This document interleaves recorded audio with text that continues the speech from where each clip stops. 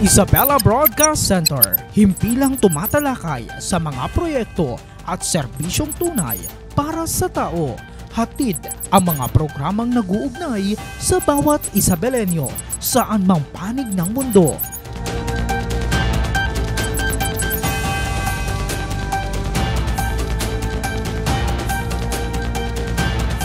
Delivering in-depth, trustworthy, and objective news. Dito ka, konektado!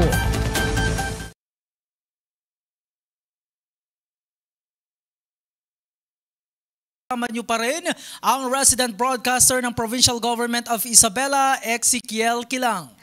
Narito rin ang inyong lingkod, Faye Andres. Magandang hapon, partner. Magandang hapon. Yes, at syempre sa lahat ng ating avid viewers here and outside Isabela. At sa araw-araw nga nating pamumuhay, nakatutok po tayo sa mga importanteng kaganapan sa ating paligid. At kasama na dyan ang pagiging mapagmatsyag, syempre sa ating kapaligiran, lalo na kung ang pag-uusapan po ay ang tungkol sa kaligtasan natin at ng ating buong pamilya. Ako, tama ka dyan, no, partner?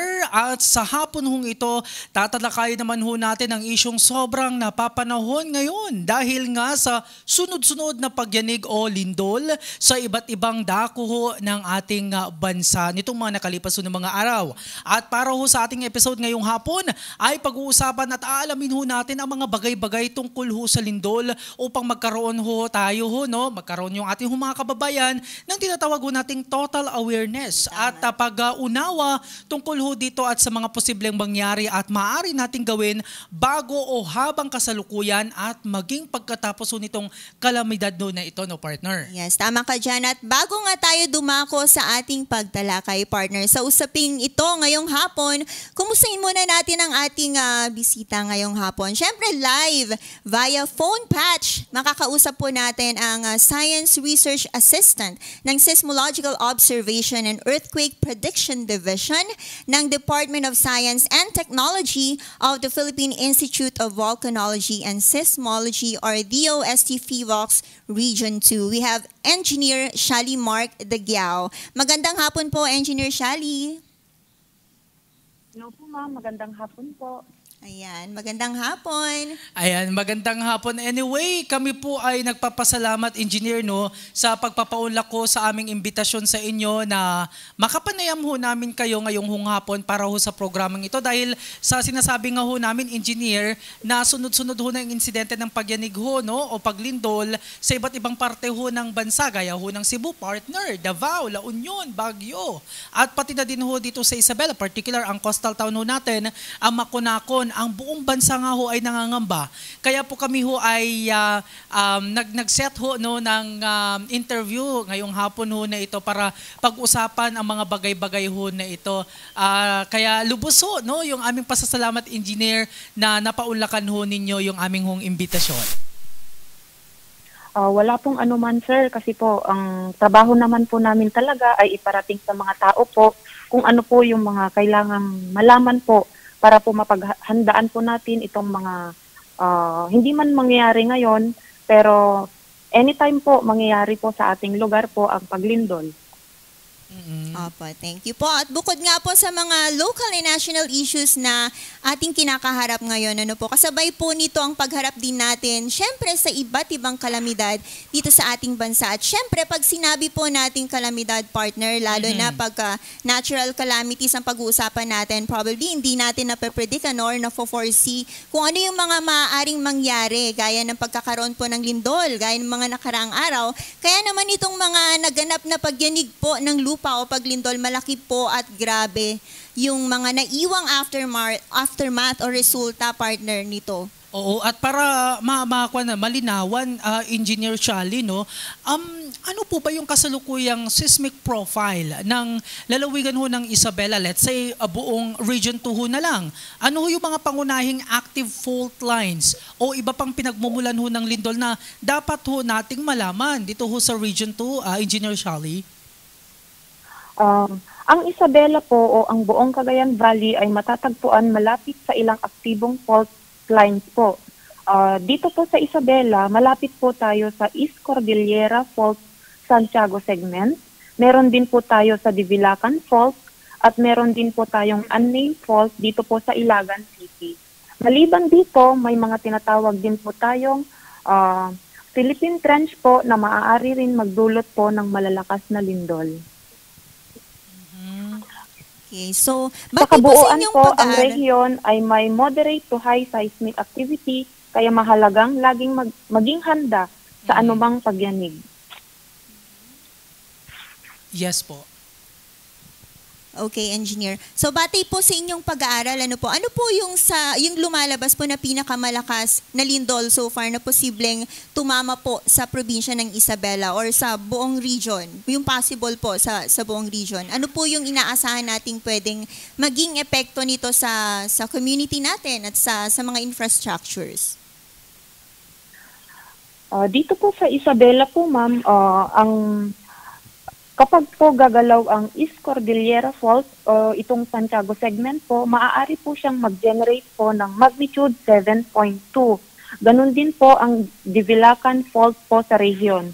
Pareho pong mag-generate po ng 7.2 na pwedeng ang epekto nito or ang mararamdaman po natin sa Isabela po ay magkakaroon po ng intensity 8 po. Oh, intensity 8. So, yun yung so far, isa sa pinakamalakas. Engineer, para mapag-usapan pa ho natin yung effect siguro nitong lindol, para mas maintindihan no, yung context. Ano po yung pagkakaiba ho muna ng earthquake hazard at earthquake risk at bakit ito mahalaga na maunawaan ho ng publiko? Yung dalawang konsepto ho na ito, engineer. Ang earthquake hazard po, ito yung tumutukoy sa mga posibleng mapanganib na epekto po ng lindol. Gaya po nito yung pagyanig, may mga lindol din po na pwedeng mag-cause po ng tsunami, liquefaction, landslide sa isang lugar. Ang earthquake risk naman po, ito naman ay tumutukoy sa antas ng pinsala o pagkawala ng maaring idulot ng hazard depende sa kahandaan, dami ng populasyon at kalidad ng mga istruktura. So, mahalaga na alam po natin kung ano yung earthquake hazard at risk dahil maaaring mataas nga ang hazard pero mababa ang risk kung handa ang komunidad at matitibay ang gusali. Pero kung hindi handa, kahit moderate or mababang hazard lang ay maaaring magdulot ng malaking pinsala. Dapat talaga malaman natin yung pinagkaiba. Maraming salamat sa pagbibigay po ng kaibahan dun sa dalawa na yon. So bukod po sa mismong pagyanig, engineer, ano pa po yung mga secondary hazards tulad ng tinatawag nating liquefaction, landslides, or tsunami po? Kung minsan kasi nagkakaroon tayo ng tsunami, na dapat natin paghandaan, engineer. Dito po sa region, dito po sa Isabela, ma'am, upon checking po dun sa hazard map po, ang liquefaction po pwede rin po mangyari dito pag nagkaroon po ng lindol dahil po may mga lugar po dito sa Isabela na mabababa o di kaya malapit sa ilog kung saan po malambot po yung lupa. Nagkakaroon din po ng landslide po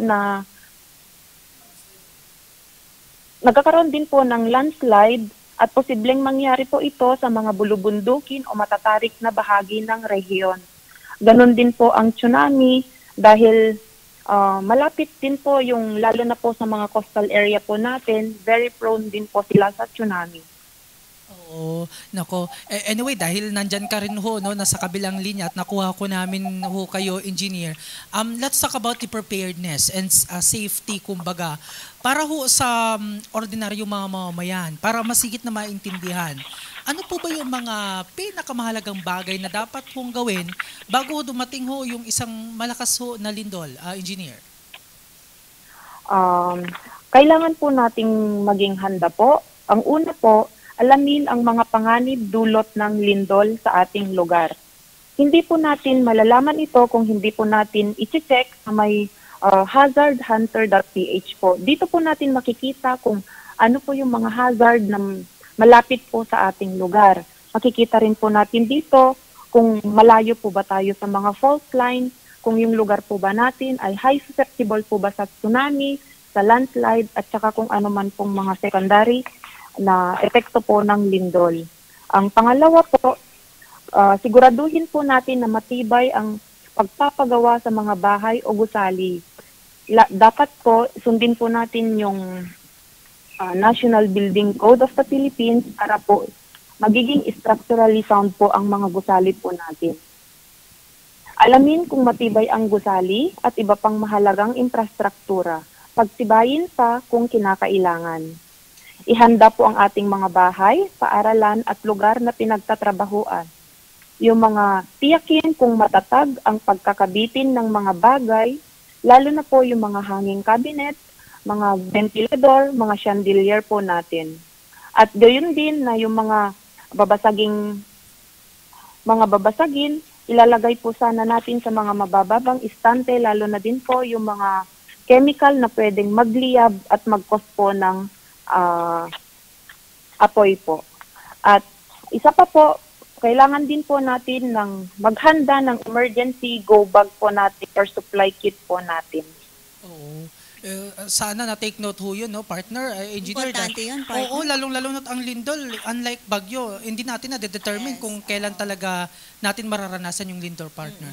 Hindi natin alam kung darating ba, magkakaroon Oo. ba, hindi gaya ng bagyo na alam, nasa simulate natin kung kailan magkakaroon or magkakaroon ba. So yun sinabi niyo po kanina, engineer, yun po yung mga kailangang gawin bago magkaroon ng possible na earthquake.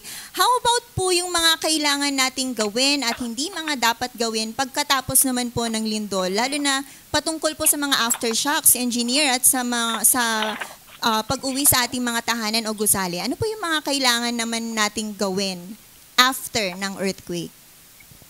Pagkatapos po ng pagyanig, piliin po natin ang mga pinakaligtas at pinakamabilis na daan palabas ng bahay o gusali. Mag-stay po tayo sa mga open area po na malayo po sa mga matataas na building po. Makinig sa official na impormasyon mula sa PHIVOLTS at maging handa sa mga aftershocks po. At syempre kapag ongoing yung lindol, partner, no, engineer, huwag mag-video. Kasi mga kababayan Oo. natin, partner, mas inuuna pang kumuha ng video footage. Para kahit- may pang-reels daw. Yes. Habang pabagsak na yung kisame sa kanila. Oo, nako, yun yung napapansin ho natin na pasensya na, pero yun ho yung na-observe. So, imbis sisigaw ng tulong, bibidyohan yung sarili. Anyway, engineer, sa ibang katanungan ho, no, paano po ba nakakatulong ang Seismological Observation and Earthquake Prediction Division ng PHIVOLTS sa agarang pagbibigay ho ng impormasyon sa publiko kapag may mga nangyaring lindol? Ano ho yung kahalagahan ng mga seismic station sa Cagayan Valley? Ang Seismological Observation and Earthquake Prediction Division po ng PHIVOLTS ang responsable po sa 24/7 na pagsubaybay. Real-time po ito ng earthquake monitoring po. Kumbaga po, may magaganap po na lindol, ang aming mga seismic instruments po ay automatikong natatanggap po niya ang mga datos at pinoproseso po ng main office po para po makapaglabas po kami ng official na earthquake bulletin po. Doon po sa earthquake bulletin po, yun po yung nakikita po natin sa aming website po na nandito na po yung mga lokasyon, lalim ng lindol at lakas po ng lindol. Mahalaga ang mga seismic station po sa Cagayan Valley dahil ito ang mga nagbibigay ng mga accurate po na datos tungkol sa mga lindol sa hilagang bahagi ng bansa. Nakakatulong ito upang mas mabilis na matukoy ang mga epicenter po, mas accurate po na epicenter at magnitude ng lindol sa rehiyon. Kaya mas napapabilis ang pag-abiso sa publiko at mga lokal na pamahala. Ayan, so naiintindihan po namin na engineer na ang PHIVOLTS po talaga namang naghahanda palagi para sa mga calamities gaya ng lindol po. Pero gaano na nga po ba kahanda ang PHIVOLTS pagdating po sa tinatawag natin na the big one, the big and quote one. and quote the big one. Ano po ang ginagawang preparasyon ng inyong ahensya para dito? Yun nga po, dahil hindi natin alam kung kailan po mangyayari yung big one po, ang ginagawa po ng PHIVOLTS at iba pang ahensya ay nagkakandak po kami ng nationwide simultaneous earthquake drill po para turuan ang publiko ng mga tamang response po. Kasi po, tulad niya po ng sinabi niyo kanina, ma'am, sir, na instead po na mag-video po tayo kapag lumilindol po, gawin po natin or i-practice po natin yung duck cover and hold po. Ang Feebox din po ay nagpapalabas ng hazard maps upang malaman po ng LGU at komunidad kung gaano po sila kalapit sa mga active faults at kung ano po yung mga dapat gagawin. Nagkakandak din po kami ng training po, REDAS training, IEC campaign para sa mga paaralan at LGU at pati na rin po ang sa mga pribadong sektor po.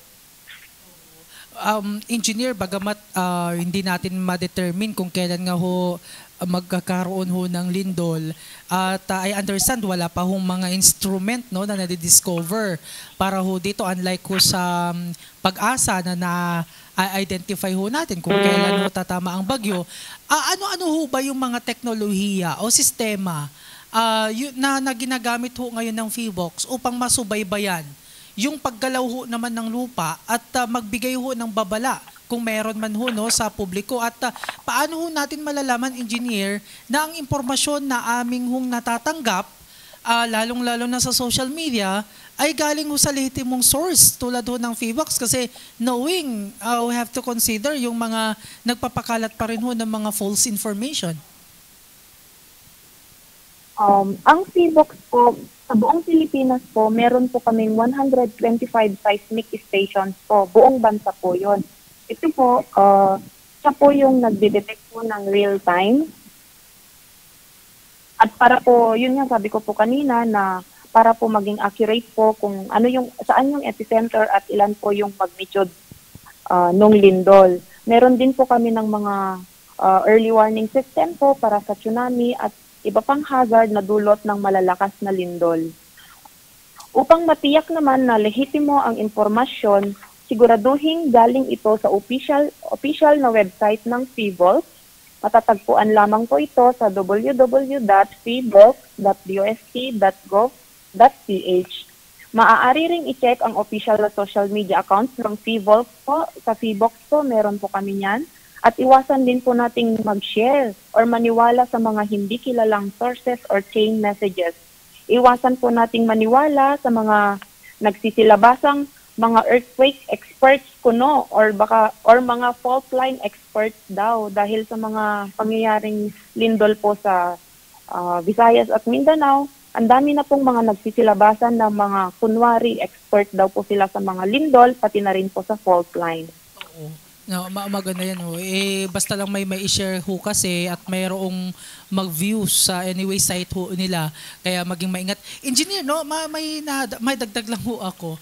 Diyan ho ba Yes, sa inyo, sa Feebox Region 2, meron ho ba kayong mga areas dito ho sa Region 2 na tinututukan when it comes ho sa usapin ho ng lindol? Meron ho ba kayong parang areas of concern? Wala naman po, sir. Kasi lahat po naman ng mga fault line po dito sa Region 2 po, anytime naman po, pwede po silang maging active po. Opo, ay mag-release po ng energy anytime po. Pwede po silang gumalaw. Kumbaga in general tinututukan. Anyway, Engineer Shally, no, maraming salamat. I know kayo ho'y busy ho ngayon but again, thank you ho no sa inyong oras na ibinahagi dito ho sa amin hong himpilan sa Isabela Broadcast Center. Siguro panghuli na lang no, mensahe ho ninyo engineer sa atin hong mga kababayan na nanonood ho sa mga oras ho na ito. Lalong-lalo na isa ho kayo sa mga eksperto pagdating ho sa mga usapin ho nito. Mensahe ho ninyo, engineer. Salamat po, sir. Pero ang huling message ko po, ang lindol po ay hindi po nakakamatay. Ang pagguho ng gusali po ang nakakamatay. Kaya wag po tayong matakot o magpanik. Kailangan po laging handa po tayo sa lahat ng sakuna na dadating po. Ang sabi nga po namin, ligtas po ang may alam.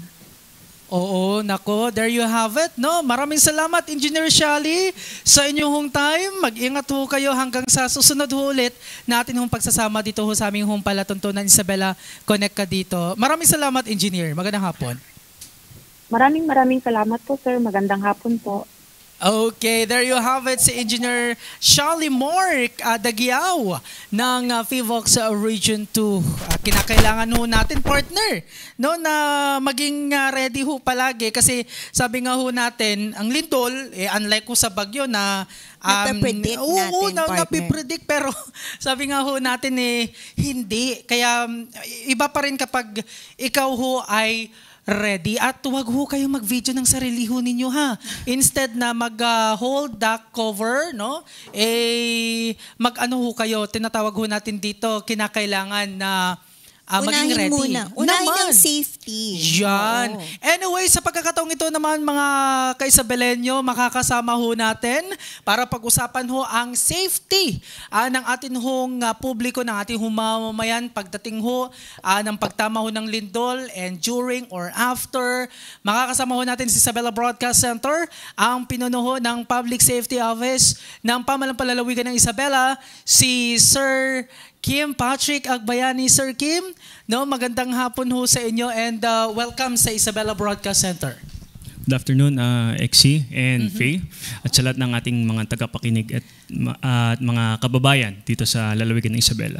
Maraming salamat po sa pagpapaunlak ng aming panyaya, no, Sir Kim? Oo, kasi si Sir Kim, nakikita ho natin sa daan. Very busy rin itong taon na to. Sabi ko nga, buti na lang nahugot natin si At Sir. saka, partner, last minute ang kanyang approval. Naman, kasi ilang araw na natin nililigaw. Oo.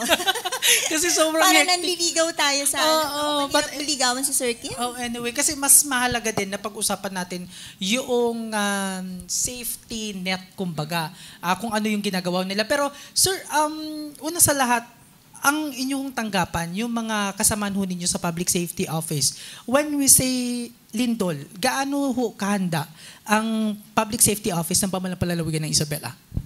Exie, actually, hindi lang Public Safety Office ang pinag-uusapan natin dito.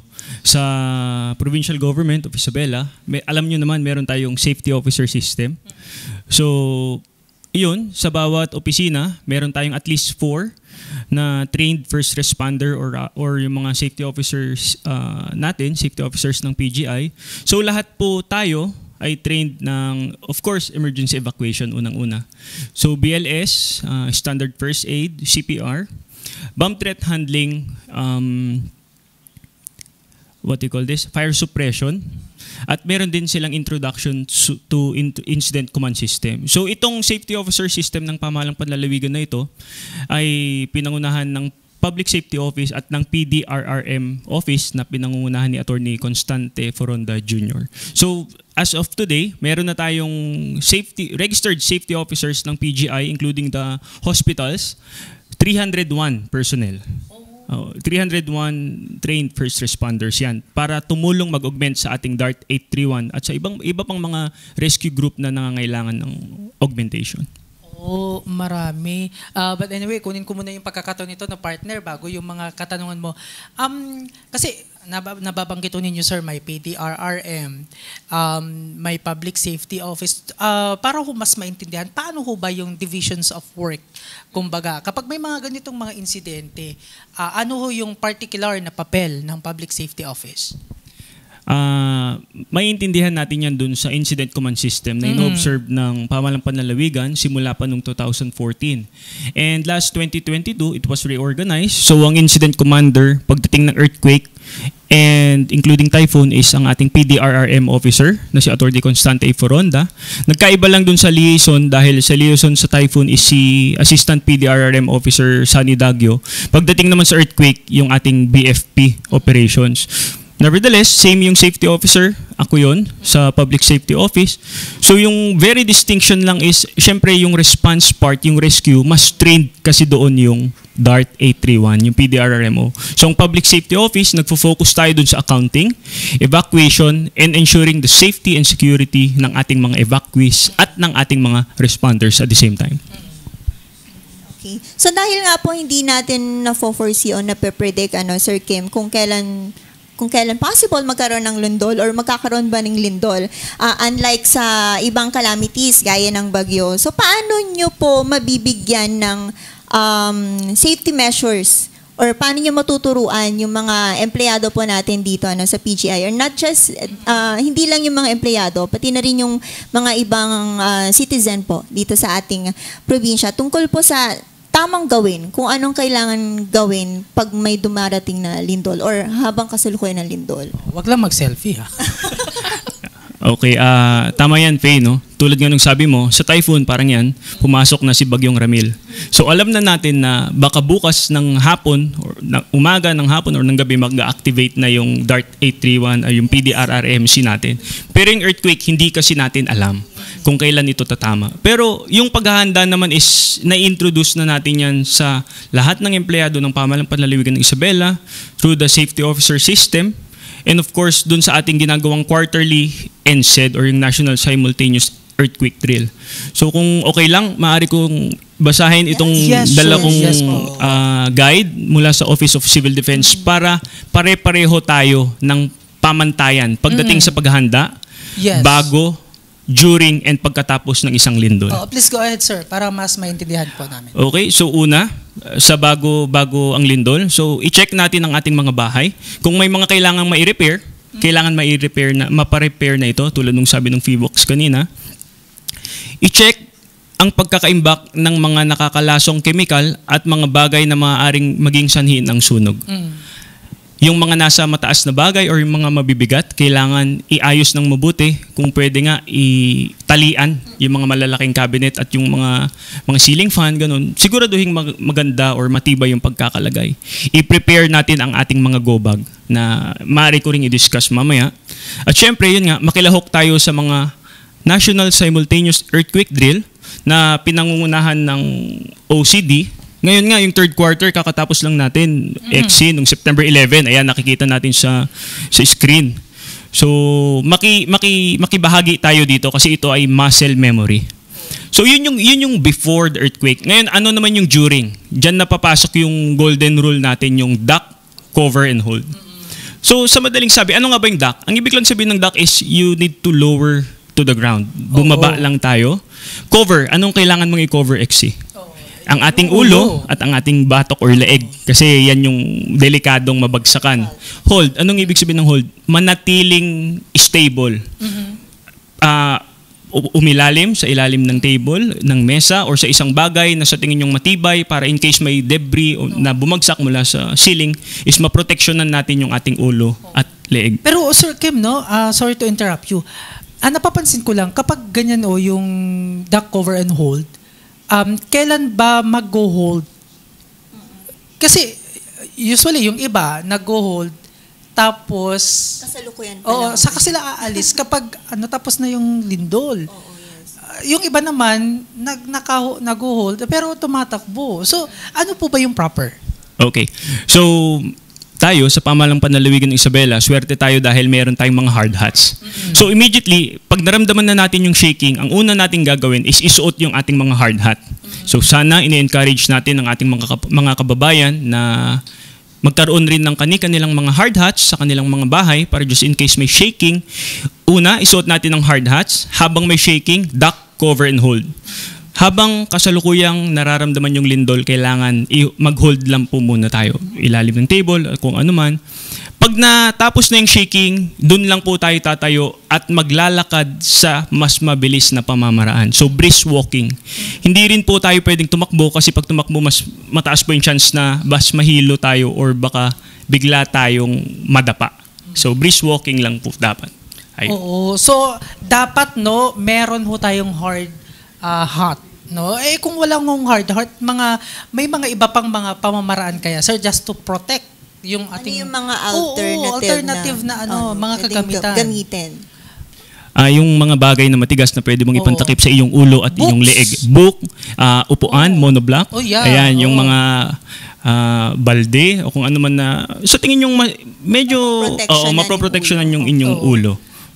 Anyways, sana na-take note ho ninyo yan sa ating mga ka-Isabelenya. Please continue, sir, yung mga... So, yun tayo sa during ng earthquake. So, alam na natin. So, kailangan nating tandaan yung exit route, yung evacuation route, at yung evacuation area. Exit route, kung nasaan man tayo, yan, alam mo, personally, isinishare ko nga rin. Kung nasa isang bagong building or lugar or establishmento ko, yun ang una kong tinitingnan, yung exit route. Fire exit man yan or earthquake exit man yan. Importante yun kasi para sa sarili at gayon din sa ating mga kasama, ma-guide nyo sila papunta sa exit route at evacuation area.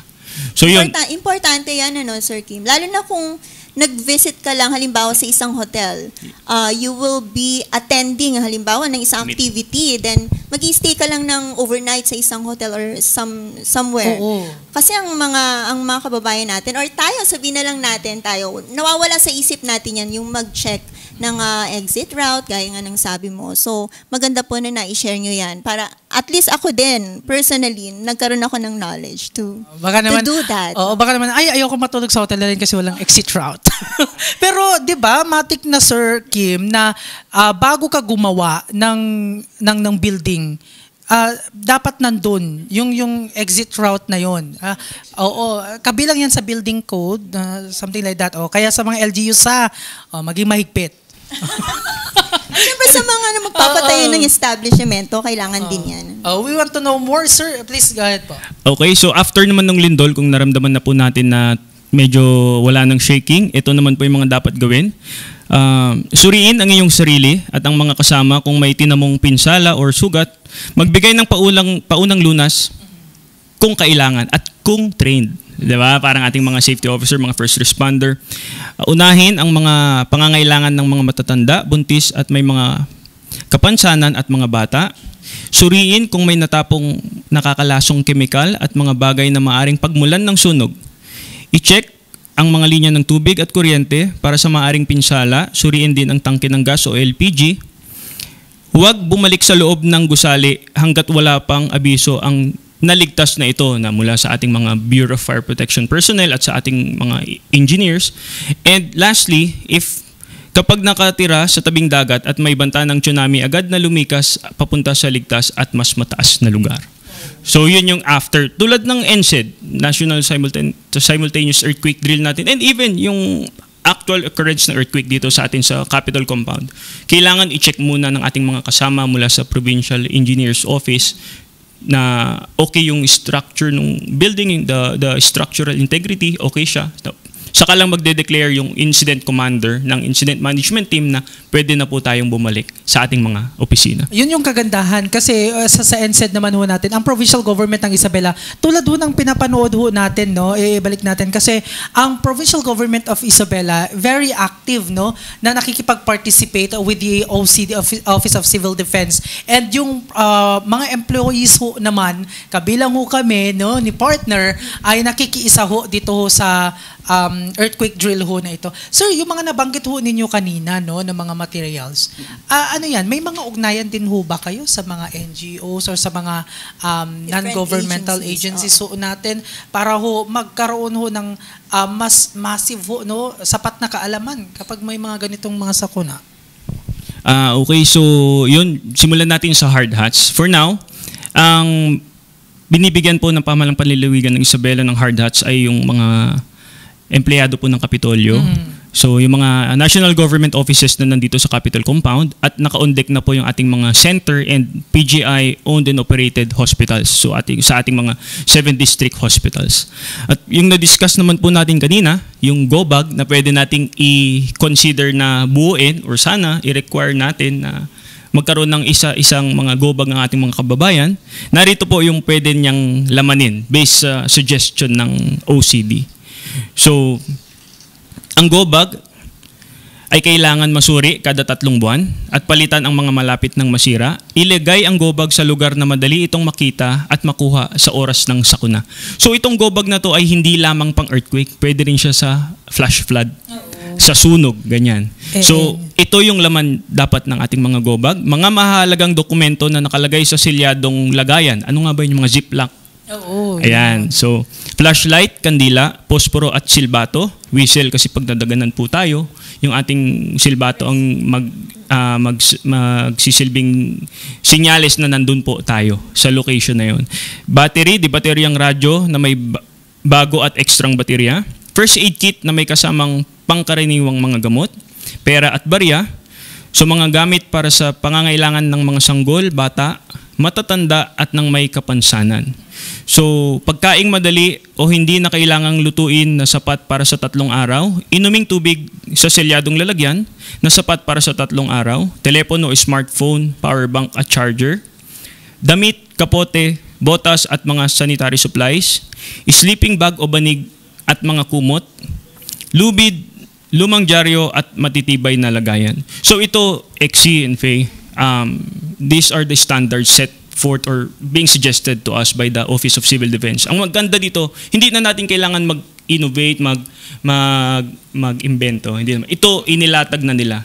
Nasa kanilang Facebook account, nasa kanilang official website. So, at least meron ito, okay na. Dagdagan natin pwede, pero kailangan natin i-consider yung easy access. Yung magaan siya, madali mong makuha.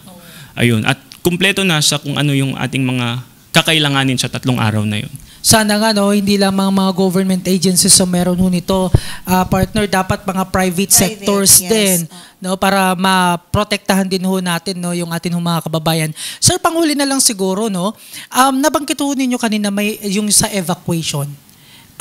Do we have evacuation protocols? Kapag ganito naman na lindol, kasi kapag mga bagyo naman may mga protocols din ho tayo. When it comes sa earthquake, may pinagkaiba ho ba? Wala naman. Ang kamukha ng earthquake actually is yung fire. Pero kasi yung typhoon, yun nga na-predict natin yan eh. Pero as to the evacuation protocol, yes, in place po ang ating evacuation protocol, even the composition of the evacuation management team. So yan, composite team yan lagi, Public Safety Office, PDRRM Office at ang ating Provincial Social Welfare and Development Office sa pangunguna ni Ma'am Gina Rivero. So lahat ng ito, of course, dahil sa PDRRM Council na pinangunahan ng ating puting Governor Rodito Albano. So yun, mga incident commander lagi ay ang ating PDRRMO. So yun lang, all are in place, all protocol are in place. So para sa ating mga kababayan. Yes, yun nga. Maraming salamat po no sa mga impormasyong ibinigay niyo, Sir Kim. Sana may mga ibang organisasyon din na kumbaga joint force sa ating gobyerno, sa ating provincial government of Isabela at sa mga LGUs para naman mabigyan ng total awareness and safety talaga ang ating mga kababayan. Oo, yun naman eh. Sana magkaroon din tayo ng pagkakaisa when it comes to sa usapin yan. Hindi lang ang hindi gobyerno. Lang kanya-kanya. But I understand ang provincial government of Isabela talagang nag-extend naman no ng tulong sa mga sa private sector. So natin, lalong-lalo na kung kailangan ng trainings or seminars, no, just approach lang no sila Sir Kim sa tanggapan nila kung gusto ho ninyong magpasailalim ho sa pagsasanay when it comes to sa mga lindol ho na yan. Sir Kim, bago yung mensahe ho ninyo, baka meron ka pang idaragdag no ng mga tinututukan o ginagawa ng Public Safety Office ang tanggapan ho ninyo when it comes sa mga usapin pong ito. Okay, so isa po sa aming mandato ay yung information dissemination. So meron tayong available na safety IEC material sa Public Safety Office. So pwede po kayong mag-request lamang doon. Printed po yon, either electronic copy or printed, pwede po namin kayong bigyan. Actually, nagki-cater nga tayo XC sa mga barangay. So alam na rin nila. So training, nagre-request din sila. So nagkakandak din tayo ng training. Pero ang usual is yung PDRRM Council or PDRRMO, nagkakandak ng training sa mga counterpart nila sa MDR. Tapos yung mga MDR naman, sila na yung nagkakandak ng training sa mga barangay nila. Pero in terms dun sa IEC naman, yun nga, tumutulong tayo sa kahit ano yan, kahit national government agency. At nais ko rin lang munang kunin ang pagkakataon ito na magpasalamat sa Isabela PIO dahil sa pagkakataong ito nakapag-share tayo ng napaka-importanteng mga bagay para sa ating mga kasama sa Kapitolyo at sa ating mga kababayan. And ito, meron lang pong bagong bilin si RD Rafael ng OCD. So sa ating mga kasama, mga organizer, management at mga nagkakandak ng meeting, alam naman natin yung mga preliminaries. So, what's included in preliminaries? Meron tayong prayer, lupang hinirang. Ang request po nila mula sa OCD, request na rin po natin mula sa Pamahalang Panlalawigan ng Isabela through the Public Safety Office is mag-conduct po tayo ng safety, very, very short safety briefing. I-remind lang natin yung duck cover and hold. Ituro natin yung exit route. Tapos, exit route and yung evacuation area. Parang pag may event tayo dito sa AMPI. So alam mo, paglabas nyo ng pinto, turn right lang po kayo, turn right, hagdan pababa. Paglabas sa pinto, doon sa harap ng balay, doon po ang ating established evacuation area. So yun po ang aming bagong pakiusap ngayon. Sana maglabas sila ng official memorandum through the Office of Civil Defense na kung saan i-include sa lahat ng meeting ang safety briefing. Napapanahon yan kasi sunod-sunod nga yung lindol, di ba partner? At lalong-lalo na, kunwari si Juan de la Cruz, ako pupunta sa isang lugar na I'm not very familiar. At least sa safety na briefing ho na yan, alam na agad na establish na. Anyway, Sir Kim, maraming salamat. Siguro, mensahe na lang ho ninyo sa ating mga kababayan na nanonood ho ngayon. Ayun, so sa ating mga kababayan sa Isabela, maging mapagmatsyag lang po tayo sa pagpasok ng Bagyong Ramil. Sana po gawin natin ang ating usual na preparation. At sa earthquake, yun nga po yung ating na-discuss kanina, hindi po natin ito ma-predict. So laging maging handa lang po, duck, cover and hold, go bag, and of course, laging magdasal and presence of mind lang po. Manatiling ligtas sa lahat ng pagkakataon. Good afternoon po. Ayan. Maraming salamat, Sir Kim. Partner, napaka-productive naman talaga ng ating talakayan ngayong hapon na ito. At syempre, maraming salamat po sa napakagandang dialogo kasama po ninyo, mga taga Isabela, at sa iba't ibang dako ng ating bansa. At sa ating mga manonood, naway maging tayo'y manatiling safe po at naliwanagan po sana tayong lahat tungkol po sa usaping ito. Marami pong naiwan sanang kaalaman sa ating kaisipan at tumatak po sa ating isipan ang mga bagay-bagay po na kailangan nating malaman at hindi kailangan gawin tuwing may kalamidad tulad na nga ng paglindol, partner. Oo, yun nga kinakailangan ho nating dapat naintindihan ho natin lahat ng nasabi ho ni Engineer Shally at lalong-lalo na ni Sir Kim Patrick Agbayani, partner. Ayan. Siyempre, patuloy tayong maging mapagmatsyag, partner, gaya nga ng sabi ni Sir Kim kanina, maging mapagmatsyag, maging vigilant tayo, maging mapagmasid sa ating paligid. At isaalang-alang natin palagi ang mga kailangan nating gawin. Siyempre, upang maging handa, manatiling handa sa lahat ng oras po ng kalamidad. Isaalang-alang din natin ang proteksyon ng bawat isa, hindi lang sa ating sarili, partner, kundi pati na rin para sa ating mga mahal sa buhay at sa iba pa nating mga kababayan. Most importantly, lagi po tayong magdasal, gaya rin ang sabi ni Sir Kim kanina, para po sa kaligtasan ng bawat isa. Sa ganito hong mga kalamidad, I know, ang lindol, ang isa ho sa pinakamahirap ho na paghandaan ho yan. Pero sana, kapag tumama man ho ang lindol, wag ho tayong maalarma. Maging kampante lang at isipin ho natin lahat ng naituro ang mga mensahe, advice ni Engineer Shally at ni Sir Kim. Maraming salamat po sa ating mga panauhin ngayong hapon, si Engineer Shally at Sir Kim. Sana po ay maging daan ho ang panayam ho namin ho na ito upang tayo ay magkaroon ng tinatawag ho nating sense of responsibility. Hindi lamang po para sa ating pansariling kaligtasan, pati na rin ho sa ating mga mahal sa buhay. Yes, tama yan. Maraming salamat po ulit sa lahat ng tumutok sa ating programa ngayong araw na ito. Abangan muli ang susunod na edisyon ng ating palatuntunang Isabela Connect ka dito tuwing araw ng Martes at Biyernes sa parehong oras. And don't forget to like and follow our Facebook page, Isabela PIO, to keep you updated sa mga mahalagang impormasyon at kaganapan dito lang po sa lalawigan ng Isabela. Patuloy nating tangkilikin at ipagmalaki ang ating mahal na probinsya ng Isabela. Ito po ang inyong lingkod, Faye Andres. Nako naman, tayo po ay maging mapagmatsyag at maging mabuting mamamayan para ho sa ikakaunlad ho ng ating probinsya at ng bansa. Sa ngalan ho naman ng aming Provincial Information Officer na si Attorney Elizabeth Binag at ng Isabela Broadcast Team, ako naman ang resident broadcaster ng Pamalang Palalawigan ng Isabela, Ezekiel Kilan na nagsasabing, etanga na! Maraming salamat po, sir.